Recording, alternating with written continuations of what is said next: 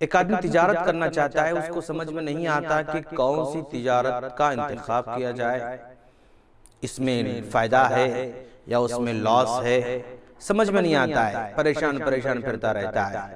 ایک آدمی بیمار ہو جاتا ہے، وہ صحیح ڈاکٹر کی تلاش میں مارے پھرتا رہتا ہے، کبھی اس دواخانے کو جاتا ہے، کبھی اس دواخانے کو جاتا ہے، کبھی اس ڈاکٹر کے پاس جاتا ہے، تھک جاتا ہے۔ ایک آدمی اپنے بچوں کو اسکول میں ڈالنا چاہتا ہے، سمجھ میں نہیں آتا کہ اس کو کون سے اسکول میں ڈالنا چاہیے۔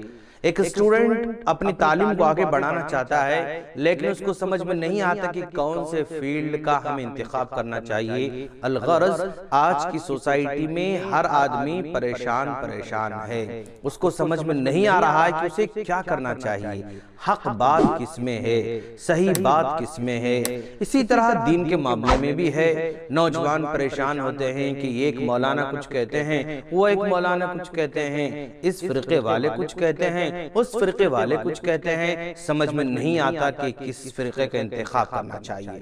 تو ایسے موقع پر آج ہم آپ کے سامنے علاج پیش کرنے جا رہے ہیں۔ اللہ تبارک و تعالی فرماتا ہے ان تتقوا اللہ یجعل لکم فرقانا، اگر تم تقوی والے بن جاؤ گے تو اللہ تعالیٰ تمہارے اندر حق اور باطل میں تمیز کرنے کی طاقت پیدا کر دیتا ہے۔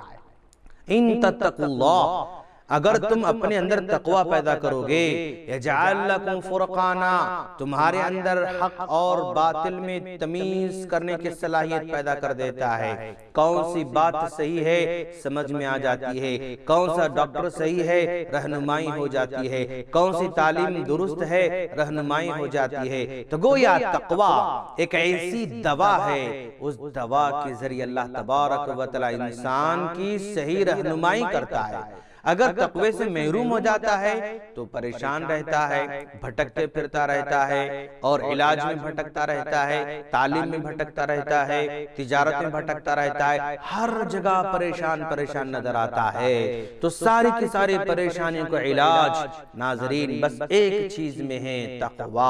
اگر تقوی ہمارے پاس آ جائے تو ہمارے اندر اللہ تعالیٰ حق اور باطل، صحیح اور غلط، اچھے اور برے کی تمیز اللہ تعالیٰ پیدا کر دیتا ہے۔ سبسکرائب کیجئے ہمارے چینل اور دبائیے بیل کا آئیکن تاکہ آپ کو ریگولر نوٹیفیکیشن اپڈیٹس مل سکے۔